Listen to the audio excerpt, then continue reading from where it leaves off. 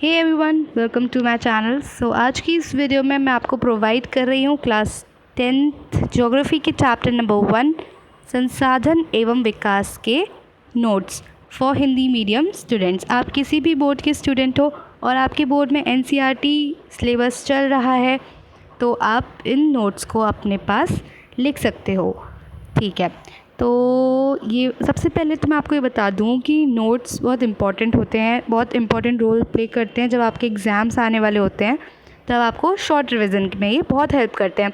लेकिन अगर आपने चैप्टर नहीं समझा है और आप डायरेक्ट नोट्स को पढ़ने की कोशिश कर रहे हो तो ये बिल्कुल भी संभव नहीं है कि आपके जो मार्क्स हैं वो अच्छे आ जाएं।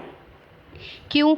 अब देखो, आप जितने भी अच्छे नोट्स कहीं से भी ले लो और आपको चैप्टर समझ में नहीं आया है, आपने चैप्टर नहीं समझा है, तो आपके वो नोट्स बेकार हैं। तो इसीलिए मैं कह रही हूँ कि आपको चैप्टर को अच्छी तरह से समझना होगा, उसके बाद जो आपको नोट्स हैं वो लिखने हैं। तो आप मेरे चैनल पे मैंने चैप्टर नंबर 1 संसाधन एवं विकास के सारे जो पार्ट्स हैं वो डाल दिए हैं। मैं यूट्यूब के अभी अपने चैनल के डिस्क्रिप्शन में लिंक दे दूँगी, तो आप वहाँ से जाके देख सकते हो। तो अब हम क्या करते हैं, इसका अब देखते जाएंगे हमने क्या क्या पढ़ लिया है, जिससे कि हमारा क्या रिवीजन भी हो जाएगा साथ में। तो सबसे पहले हमने पढ़ा था संसाधन क्या होता है, उसकी डेफिनेशन ये मैंने यहाँ पे लिखी हुई है। ठीक है, तो संसाधन क्या होता है वो हमने पढ़ा था कि हर वो चीज़ जो हमारी आवश्यकताओं को पूरा करती है वो हमारा संसाधन कहलाती है, और जिसको प्राप्त करने के लिए टेक्नोलॉजी हो हमारे पास, वो आर्थिक रूप से संभाव्य हो और सांस्कृतिक रूप से मान्य हो, तो वो एक हमारे लिए एक संसाधन होता है। तो ये डेफिनेशन आप लर्न कर लेना, समझ लेना, जिससे कि क्या एग्ज़ाम में आपको लिखने में प्रॉब्लम नहीं होगी अगर आएगा तो। उसके बाद हमने देखा था कि संसाधनों का वर्गीकरण। तो संसाधन कितने प्रकार से वर्गीकृत हैं? उत्पत्ति 4 टाइप से हमने देखा था। पहला था उत्पत्ति के आधार पर, जिसे हम कहते हैं इंग्लिश में बेसिस ऑफ ओरिजिन। तो इसके अंदर भी हमने पार्ट्स देखे थे। फर्स्ट था हमारा जैव संसाधन, जिसे हम इंग्लिश में कहेंगे बायोटिक रिसोर्सेज। वो एग्जाम्पल के साथ आपको पता होनी चाहिए इसकी डेफिनेशन आप बना के लिख दो, कोई प्रॉब्लम नहीं है, लेकिन आपको पता तो होना चाहिए कि जैव संसाधन में क्या क्या चीज़ें आती हैं। ठीक है, उसके बाद हम चलते हैं अपना नेक्स्ट जो हमने देखा था इसका अजैव संसाधन, इसी का पार्ट है ना, इसके आपको एग्जाम्पल पता होने चाहिए। फिर हमने दूसरा क्या पढ़ा था, समाप्यता के आधार पर संसाधनों का वर्गीकरण, कि वो समाप्त हो जाएगा या नहीं, या फिर हम कह सकते हैं कि वो हम उन्हें पुनः प्राप्त कर सकते हैं या नहीं। तो उसमें हमने 2 तरीके से विभाजन देखा था, नवीकरणीय संसाधन और अनवीकरणीय योग्य संसाधन। इनके आपको एग्जाम्पल्स भी पता होने चाहिए।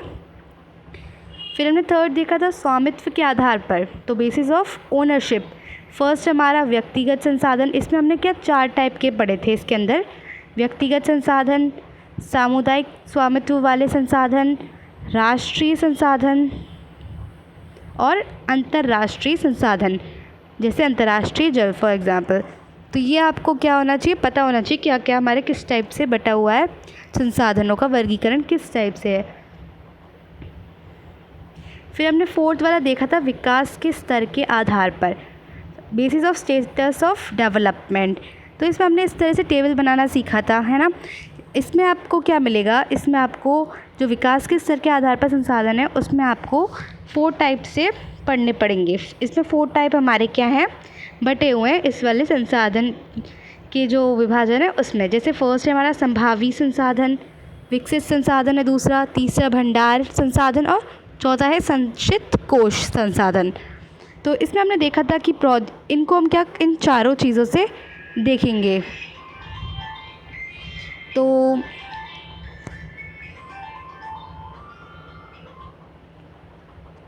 तो इसमें हमने देखा था कि हम प्रौद्योगिकी के लिए देखेंगे, क्या उसमें प्रौद्योगिकी है प्राप्त करने के लिए, क्या हम उसको यूज़ करने के इच्छुक हैं और क्या हम उसे यूज़ कर पा रहे हैं या नहीं, और उसका एक एग्ज़ाम्पल देखेंगे। तो जैसे संभावी संसाधन में प्रौद्योगिकी है हमारे पास, हम उसे यूज़ भी करना चाहते हैं, लेकिन हम अपनी अक्षमताओं के कारण और सही ढंग से विकास ना हो पाने के कारण उसे क्या कर पा रहे हैं, यूज़ नहीं कर पा रहे हैं। फॉर एग्ज़ाम्पल पवन और सौर ऊर्जा, इसके एग्ज़ाम्पल का गुजरात और राजस्थान के एरिया में आपको देखने को मिलता है ये वाले संसाधन।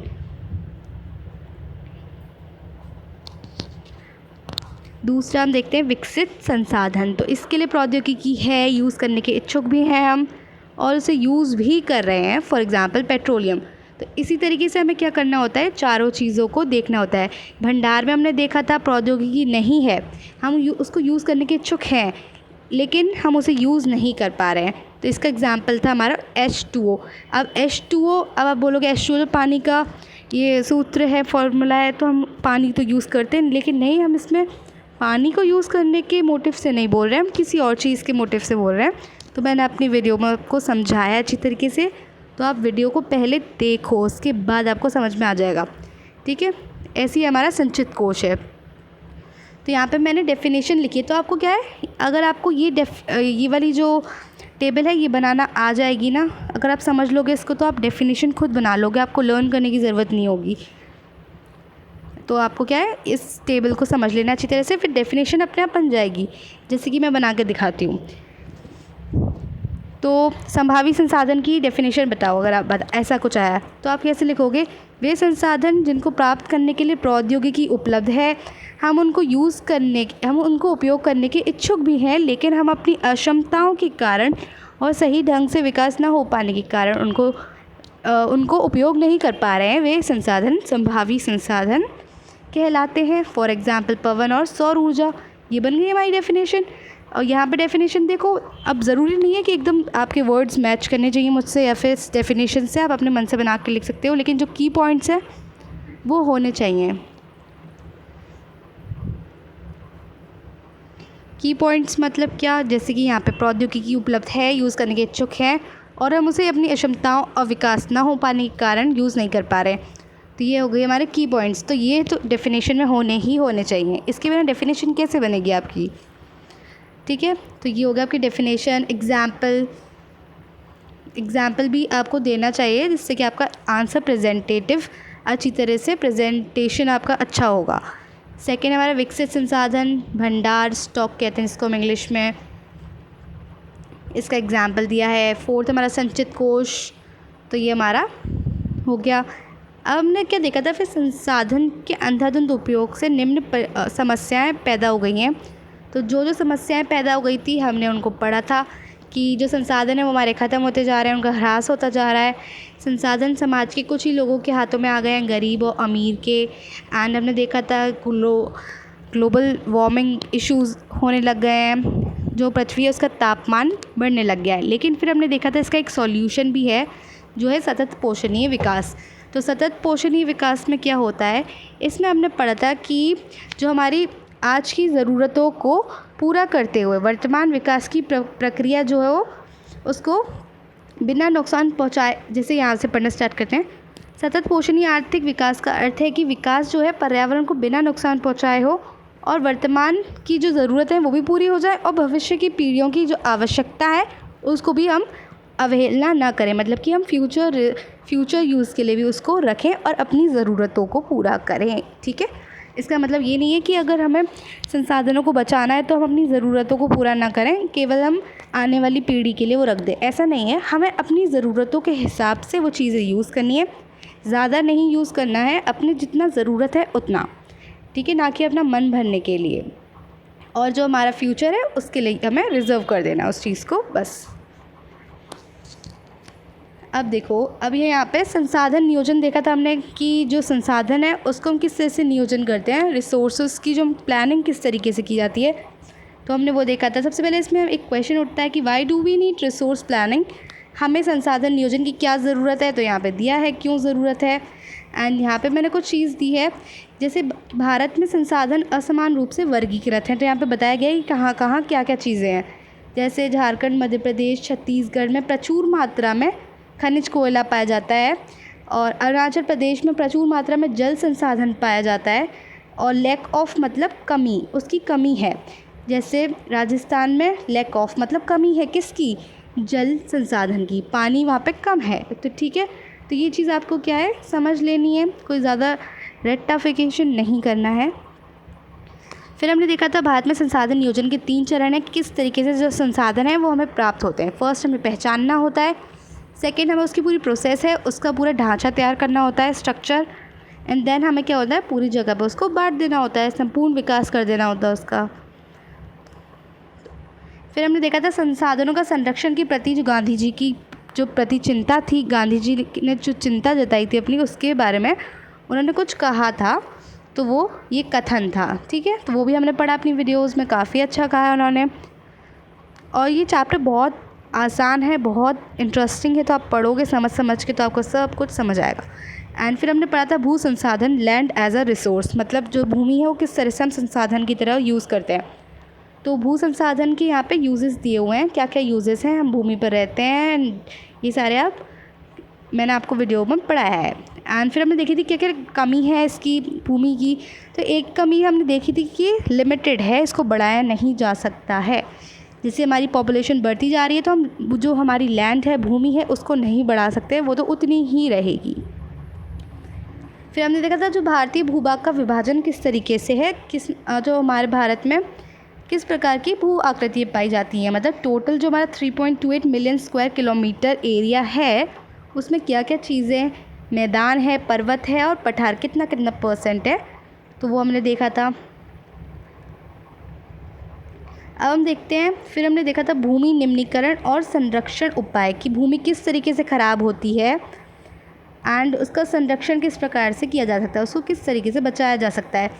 तो ये भूमि निम्नीकरण होने के कारण हमने देखे थे कुछ, तो ये यहाँ पे दिए हुए हैं, जैसे अति पशुचरण, खनन, अधिक सिंचाई, खनिज प्रक्रियाएं। तो आप क्या कर सकते हो, अगर शॉर्ट आंसर आए, शॉर्ट क्वेश्चन पूछा जाए, तो आप ऐसे एक एक लाइन में आंसर दे सकते हो। और अगर बड़ा आपसे 6 मार्क्स का क्वेश्चन पूछा जाए तो आप उसमें एग्जाम्पल्स भी दे सकते हो, तो थोड़ा बड़ा कर सकते हो अपना आंसर इसको। ठीक है, तो यहाँ बताया भी क्या है कि कहाँ कहाँ पर किन किन कारणों से अधिक सिंचाई से, जैसे पंजाब हरियाणा में जो राज्यों में भूमि निम्नीकरण हुआ है, तो ये सारी चीज़ें भी बताई गई हैं कि कहाँ कहाँ पर इसका प्रभाव है। अब संरक्षण किस प्रकार प्रदान कर सकते हैं हम अपनी भूमि को, किस तरीके से हम अपनी भूमि को बचा सकते हैं। तो जो यहाँ पे हमने कॉजेज़ पढ़े थे, कारण, उन्हीं का अब उल्टा कर दो। पेड़ काटना मतलब इसका उल्टा कर दो, पेड़ लगाएं। अति पशुचरण हो रहा है यहाँ पे, तो अति पशुचरण को नियंत्रित करें। तो ये सारी चीज़ें क्या हो जाएगी, तो आपको अगर आपको कारण पता है तो आप उसका निवारण भी बना सकते हो उसी के हिसाब से। तो हमने यहाँ पे देखा था जो इसके संरक्षण के उपाय हैं। अब हम आते हैं मृदा संसाधन। ठीक है, तो अभी हमने इससे पहले क्या देखा था कि भूमि एज अ संसाधन, की भूमि जो है वो संसाधन के रूप में हमें किस तरह से उपयोग होती है, क्या क्या उसको ख़राब होने के कारण। लेकिन अब हमें देखना है मृदा संसाधन, सॉइल एज अ रिसोर्स, जो मृदा के, जो लैंड हमारी है, भूमि, उसके ऊपर जो मिट्टी है। ठीक है, दोनों चीज़ डिफरेंट है, लेकिन एक ही से हम क्या कंसिडर करके चलते हैं, लेकिन वो दोनों डिफरेंट चीज़ें हैं, क्योंकि भूमि के ऊपर ही तो मिट्टी होती है। तो यहाँ पे हमने देखा मृदा संसाधन हमने देखा था, तो ये एक नवीकरण, ये प्राकृतिक संसाधन है, विकास का माध्यम है ये पौधों के लिए। ठीक है, तो पौधे तो इसी में उगते हैं हमारे। तो मृदाओं का वर्गीकरण देखा था हमने, फिर इसमें हमने देखी थी 6 टाइप की जो हमारी सॉइल्स होती हैं। जलोढ़ मृदा हमने देखा था, इसका निर्माण हमें पता। तो कुछ चीज़ें होती हैं जैसे हमें इसमें याद रखना चाहिए, जैसे निर्माण किस तरीके से हुआ है उसका, वो कहाँ कहाँ पाई जाती है हमारे भारत में, और क्या क्या फसल उगती है उसमें। तो इतनी 3 चीज़ें आपको थोड़ी बहुत पता होनी चाहिए, कुछ ज़्यादा रटने की ज़रूरत नहीं है सारी चीज़ों को, कुछ आपको पॉइंट्स हैं वो समझ में आने चाहिए, दैट्स इट। तो ये यहाँ पे हो गई हमारी। तो यहाँ से जो हमारे पर्वत है, हिमालय है, तो क्या होता है यहाँ से नदियाँ बह के आती हैं और अपने साथ वो क्या लेके आती हैं, सैंड, सिल्ट, रेत लेके आती हैं, छोटे छोटे महीन कर लाती हैं जो कि उपजाऊ होते हैं, और यहाँ इस वाले एरिया में डिपॉजिट कर देती है नदियाँ, जिससे कि यहाँ पे क्या जलोढ़ मैदान बनता है। ठीक है ना, और कुछ इस साइड भी हमारा जलोढ़ मृदा में पाई जाती है, इस साइड, और ये हो गया है। ठीक है, फिर हमने देखा था आयु के आधार पर जलोढ़ 2 प्रकार की होती है, कौन सी, नया जलोढ़ और पुराना जलोढ़। नया जलोढ़ हो गया हमारा खादर, और जो बेकार है पुराना, जो पुरानी चीज़ हो गई भांगर या बांगर। ठीक है, उनके बारे में पॉइंट्स हैं वो आपको मैंने समझाया अपनी वीडियो में, आपको ये सब चीज़ें लर्न करने की ज़रूरत ही नहीं होगी जब आप समझ लोगे। तो फसलें क्या क्या उगाई जाती हैं ये पता होना चाहिए। इसी तरह से काली मृदा के बारे में आपको पता होना चाहिए। तो काली मृदा जो है हमारी कहाँ पाई जाती है, ये वाला एरिया जो है ये काली मृदा पाई जाती है। ठीक है, इस पर कॉटन उगाया जाता है सबसे ज़्यादा। ठीक है, और जो हमारी जलोढ़ मृदा मैंने आपको बताया था यहाँ पे पाई जाती है। एंड ये हो गया हमारा रेड एंड येलो सॉइल वाला एरिया। ज़्यादातर जो पार्ट है वो रेड एंड येलो सॉइल ही घेरते हैं। जैसे और ये हो गया हमारा एरिड सॉइल, जो मरुस्थलीय मृदा होती है राजस्थान वाले एरिया में पाई जाती है। एंड जो वन मृदा है वो ऊपर वाले एरिया में पाई जाती है यहाँ पे। और लेटराइट सॉइल बहुत ही कम हिस्से में पाई जाती है हमारे भारत के, जैसे ये रहा, मैंने वीडियो में भी आपको बताया है। ठीक है, जैसे ये वाला पार्ट और हो गया। ओके, तो अब हम आते थर्ड पे, जो लाल और पीली मृदा है। इससे आपका क्या रिवीजन भी होगा, आप मेरे साथ पढ़ते जाओ जिससे कि आपको रिवीजन भी होगा। तो ये हो गया इसका, इसमें से आप लिख सकते हो। लेटराइट मृदा भी मैंने समझाई थी आपको। ठीक है, क्या होता है इसमें उच्च तापमान की ज़रूरत होती है जहाँ पे बनती है, और यहाँ पे ह्यूमस जो होती है वो कम मात्रा में पाई जाती है क्योंकि वहाँ पे अधिक वर्षा वाले क्षेत्रों में उत्पन्न होती है ये। ठीक है, जिससे कि ऊपर की जो टॉप सॉइल होती है वो बह जाती है और टॉप सॉइल में ही हमारी ह्यूमस होती है। और जैसे फसलें हो गई, बागान फसलें इसमें उगाई जाती हैं। फिर हमारी क्या मरुस्थलीय मृदा आ गई, एरिड सॉइल, जो हमारी शुष्क जलवायु में और उच्च तापमान के कारण उत्पन्न होती है हमारी। ठीक है, तो इसके बारे में आप लिख सकते हो क्या ये कृषि योग्य है या नहीं। तो इसके बारे में भी मैंने आपको पूरा समझाया है उसमें वीडियो में, सो प्लीज़ जाके वीडियो को ज़रूर देखिएगा। तो वन मृदा देखते हैं इसके बाद। ठीक है, तो ये हो गया हमारा जो हमारा मृदा का वर्गीकरण। अब देखो, मृदा हम यूज़ करते हैं, मिट्टी यूज़ करते हैं, तो ऑब्वियसली मिट्टी का अपरदन भी होता है और मृदा का हमें संरक्षण भी करना होगा। तो मृदा अपरदन सॉइल इरोजन कहते हैं जिसे, और मृदा संरक्षण कि हम किस ऐसे से कंजर्वेशन प्रदान करें। तो मृदा अपरदन की यहाँ पे डेफिनेशन दी हुई है मैंने, तो आप यहाँ से लिख सकते हो। कारण भी लगभग उसी की तरह है जो हमारी भूमि निम्नीकरण में हमने देखा था, लेकिन इसमें कुछ एक्स्ट्रा फैक्टर्स और हैं, जैसे अवनलिकाएँ, खड्ड, ये भी हमारे क्या हैं, कारण हैं किसके, मृदा अपरदन के। चादर अपरदन, पवन अपरदन, तो इनको आप क्या कर सकते हो, लिख सकते हो। मैंने इनको समझाया भी, तो आपको समझ के करना है। एंड मृदा संरक्षण के उपाय, लास्ट टॉपिक हमारे चैप्टर का। तो किस तरीके से हम मृदा को संरक्षण प्रदान कर सकते हैं, तो ये हमें दिया हुआ है। पट्टी कृषि, पेड़ों की रक्षक मेखला बनाकर, और अदर फैक्टर्स। मतलब अगर आपका आंसर आपको बड़ा करना हो, अगर आपका 6 मार्क्स का क्वेश्चन पूछा जाए तो आप अपने जो आंसर है उसको बड़ा कर सकते हो। कैसे, अदर फैक्टर्स मतलब अति पशुचरण, खनन, वन, है ना। तो ये सारी चीज़ें अगर हम नियंत्रित कर लें तो भी हमारी जो मिट्टी है वो, उसका अपरदन होने से वो हम उसे बचा सकते हैं। तो ये आपके हो गए पूरे नोट्स। अब आई बात कि आप इन नोट्स को डाउनलोड कैसे कर सकते हो। तो मैंने डिस्क्रिप्शन में लिंक आपको प्रोवाइड कर दिया है, तो आप वहाँ से जाके डाउनलोड कर सकते हो, लेकिन आपको वीडियो पूरी देखनी है। ठीक है, जो मैंने अभी इतना कुछ बताया तो वो आपको पूरा देखना है। अगर समझ में नहीं आया तो बार बार देखना है, जिससे कि आपको समझ में आ जाए चीज़ें। ठीक है, और इस तरह से हमारा क्या हो गया, रिवीजन भी हो गया। तो अगर आपको मेरी वीडियो अच्छी लगी हो तो like, share, subscribe to my channel. इतना तो बनता है ना यार कि आप मेरे चैनल को सब्सक्राइब कर लो, एक लाइक कर दो और शेयर कर दो। एंड आगे आने वाली वीडियोस में आपको क्या क्या चीज़ें, अगर आगे की वीडियोस में मैं आपको और चैप्टर्स के जो नोट्स हैं वो भी प्रोवाइड करूँगी। सो आप मेरे साथ बने रहो। एंड आपको कुछ भी क्वेरी है, क्वेश्चन है, तो keep ask in comment section. I will definitely reply you guys, and thank you for watching.